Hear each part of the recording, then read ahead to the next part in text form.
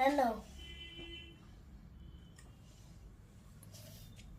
তোমার জন্য এনেছি। আমার জন্য এনেছিস? হ্যাঁ, তোর কই? নিচে রাখি। ওখানেই রাখ, এর ওপরেই রাখ। কটা দিয়েছে রে? এর উপরে রাখো। 4টে 3 7টা। সাত। আরে এটা পড়ার জায়গা। ইস, পড়ার জিনিসের উপর এসব জিনিস রাখে? এই যে সন্ধ্যের সময় মোমো খাবে বায়না করেছে, আমি মোমো খাবো। কবে যেন মোমো খেলি বাবু?